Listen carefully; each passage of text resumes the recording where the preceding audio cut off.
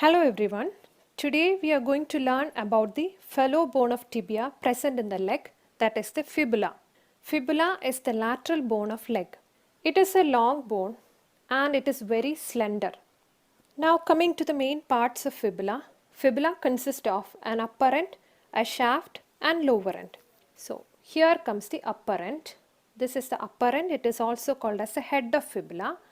And here is the shaft. And here comes the lower end. The lower end is also called as the lateral malleolus. Now let's see the side determination.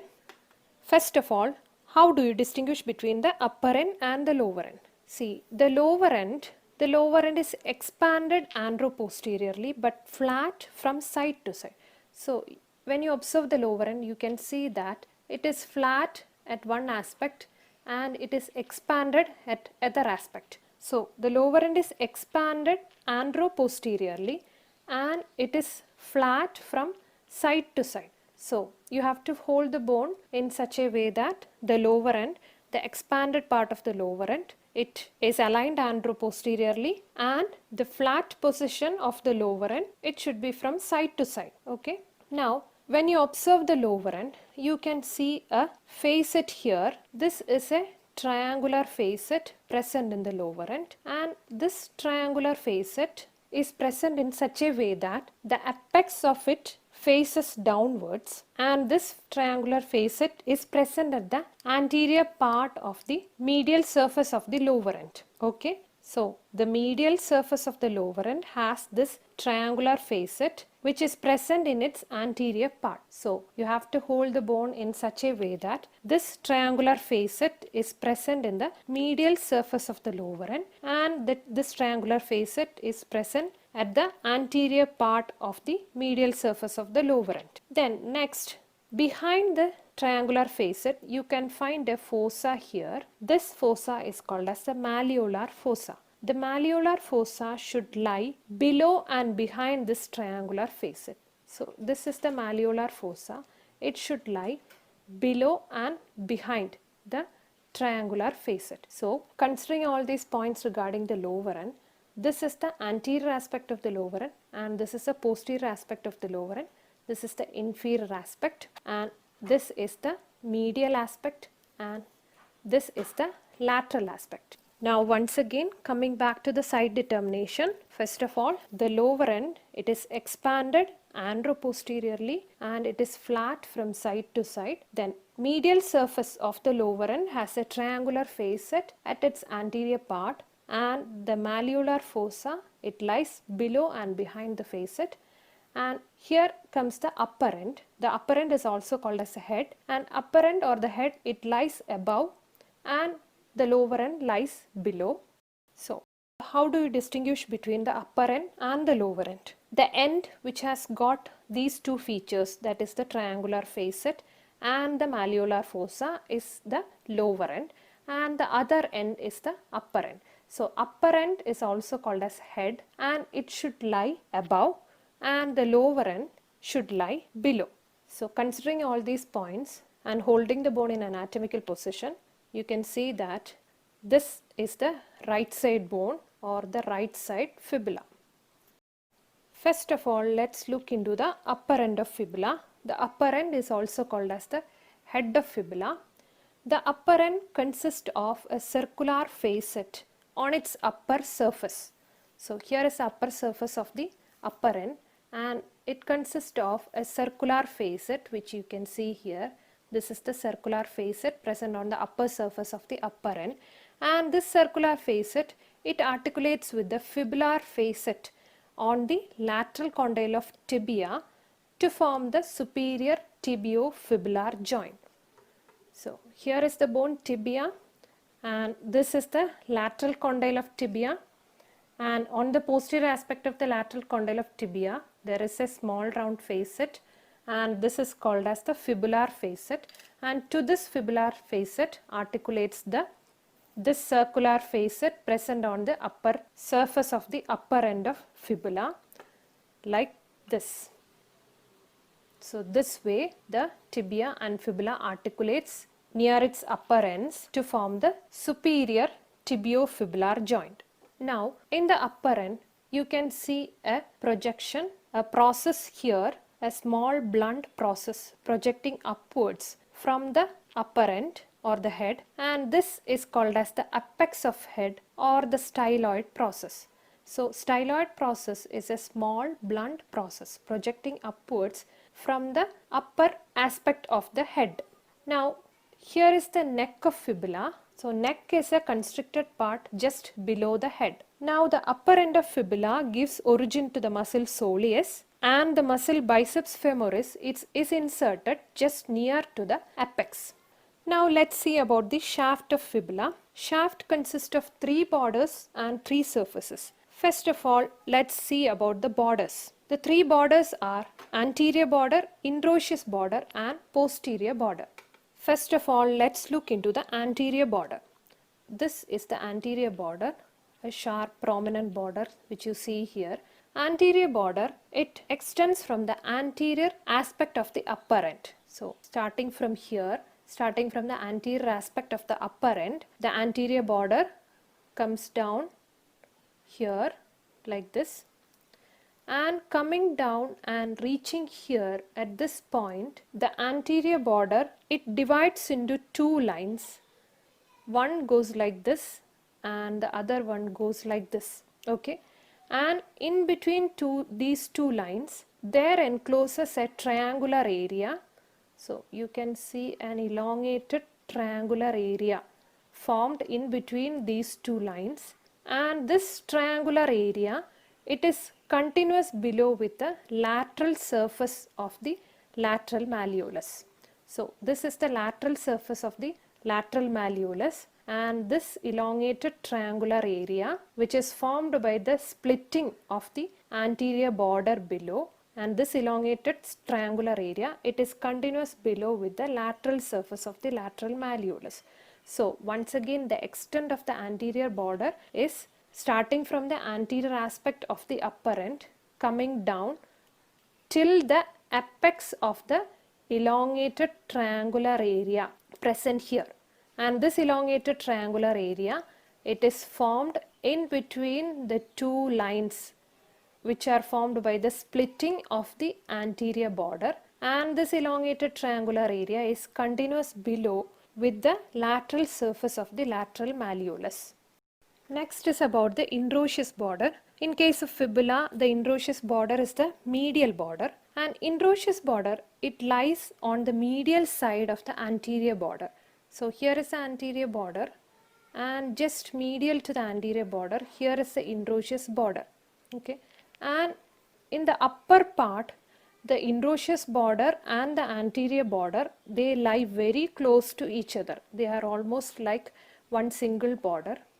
So in the upper part, the anterior border and the interosseous border, they lie very close to each other, and it divides into 2 at the lower part. So coming here, the interosseous border, it gets separated from the anterior border. So this is the interosseous border.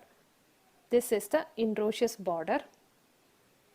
The interosseous border, it gives attachment to the interosseous membrane. Next, coming to the posterior border. So this one is the posterior border. The posterior border, it begins above from the posterior aspect of the head. So here is a head, and this is the posterior aspect of the head.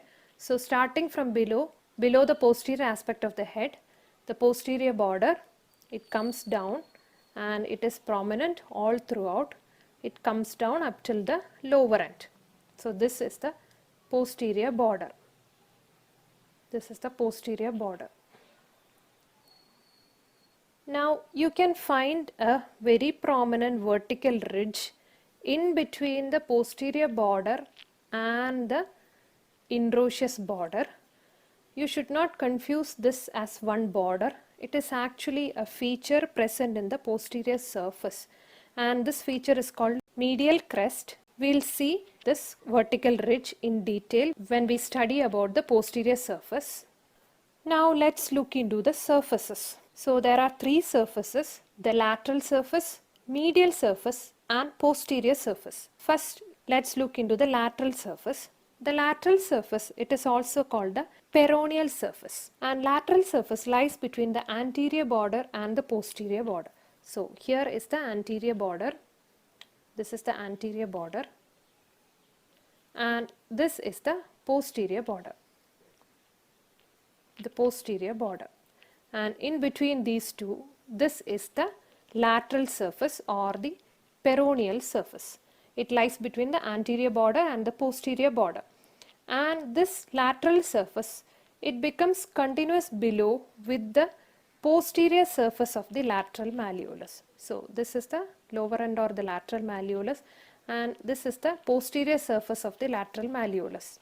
Okay, and the lateral surface gives origin to two muscles. These are the peroneus longus and the peroneus brevis.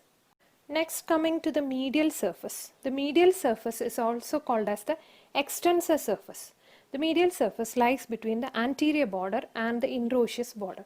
So here is the anterior border, this is the anterior border, and this is the interosseous border. So we have already seen that the interosseous border and the anterior border, they both are very close to each other in the upper part, and then coming down they split, and when they split they enclose the surface, that is the medial surface, between the anterior border and the interosseous border. So this surface is very narrow in its upper part and it is wider below, and this surface, it gives origin to the muscle peroneus tertius. Next, let's see about the third surface, that is the posterior surface. So posterior surface lies between the interosseous border and the posterior border, and posterior surface is the widest of all surfaces. So here is the interosseous border, this is the interosseous border, and this one is the posterior border, and in between these two, this surface is the posterior surface. Okay, so this is the posterior surface. Posterior surface lies between the interosseous border and the posterior border, and posterior surface consists of a very prominent vertical ridge, which I told earlier, and this vertical ridge is called as the medial crest. It is present at the upper 2/3 of the posterior surface. So you should not be confusing this medial crest as a border, because it do not extend up till the lower end. So that is why it cannot be considered as a border.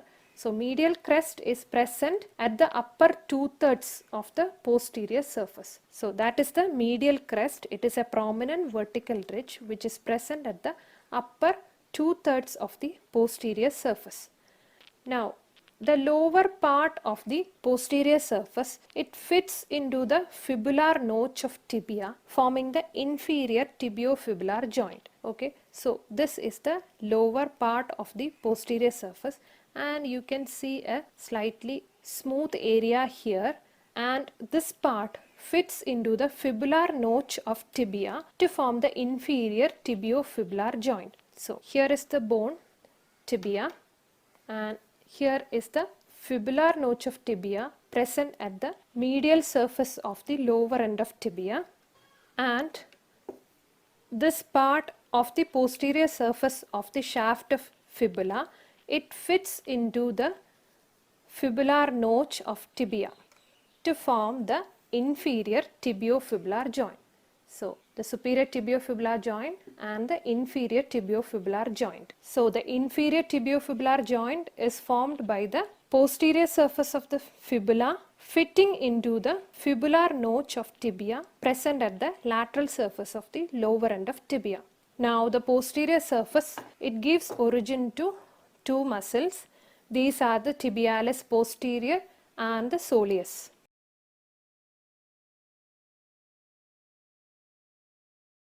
Now, here are the cross sections through the shafts of the bones tibia and fibula. Here is the section of the bone tibia, and here is a section of the bone fibula, and both these bones belong to the right side. So these are the right side tibia and fibula.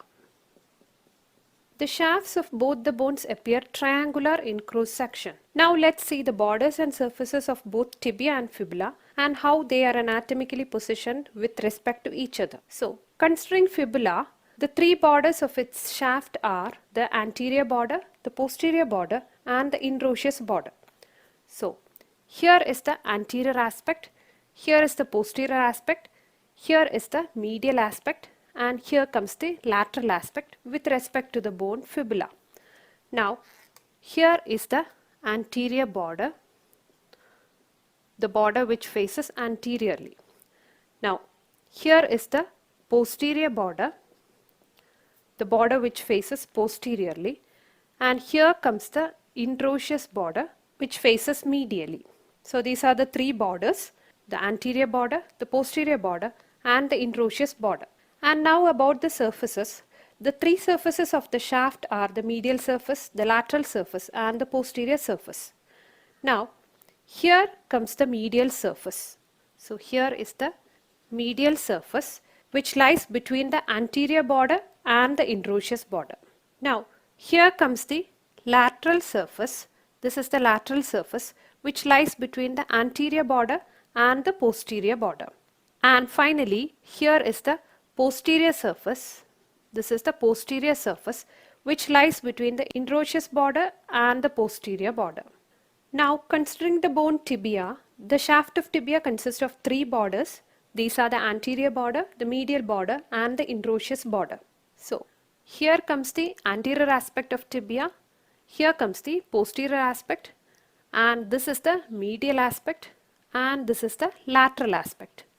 So, the three borders are, here comes the anterior border which faces anteriorly, and here comes the medial border which faces medially, and here comes the interosseous border, or it is also called as the lateral border which faces laterally. And now about the surfaces. The three surfaces of the shaft are the medial surface, the lateral surface, and the posterior surface. Now, here comes the medial surface. The medial surface which lies between the anterior border and the medial border. And here comes the lateral surface. Here is a lateral surface which lies between the anterior border and the interosseous border. And finally, here comes the posterior surface. This is the posterior surface which lies between the medial border and the interosseous border. Now, here comes the interosseous membrane which attaches between the two interosseous borders. So this is the cross sections through the shafts of right side tibia and fibula, showing the surfaces and borders. You can try drawing the same of that of the left side.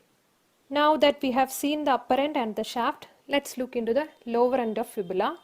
The lower end is also called as the lateral malleolus. So here is the lower end. This much part is the lower end. The lower end, it projects downwards to a lower level than the medial malleolus. So when the tibia and fibula are articulated at the superior and inferior tibio-fibular joint, you can notice that the lateral malleolus, it projects downwards to a lower level than the medial malleolus. So this is the level of medial malleolus and this is the level of lateral malleolus, and you can see that the lateral malleolus, it projects downwards to a lower level than the medial malleolus. Now coming to the different parts of the lateral malleolus or the lower end. The lateral malleolus consists of four surfaces and one border. The surfaces are, you have to hold the bone in anatomical position. So holding the bone in anatomical position. This is the anterior surface. Now behind is the posterior surface. Then this is the lateral surface. This is the lateral surface. Now this is the medial surface. This one is the medial surface. Now these are the surfaces, and there is one single border that is called the inferior border. This is the inferior border. So once again, this is the anterior surface, this is the posterior surface, this is the lateral surface, here comes the medial surface, and is the inferior border. Then the lateral surface, this is the lateral surface. The lateral surface is subcutaneous. It forms a bony projection on the lateral aspect of the angle joint which you can easily feel at the lateral aspect of your ankle joint. Then the medial surface, here is the medial surface. In the medial surface, we have already seen a triangular facet and a fossa. This is the triangular facet. This triangular facet, the apex of it is facing downwards, and this triangular facet, it articulates with the talus in forming the ankle joint. And this fossa behind and below the triangular facet is called as the malleolar fossa. This malleolar fossa is a rough depressed fossa which is present behind and below the triangular facet. That's all about the bone fibula. I hope you all enjoyed this video. Thanks for watching.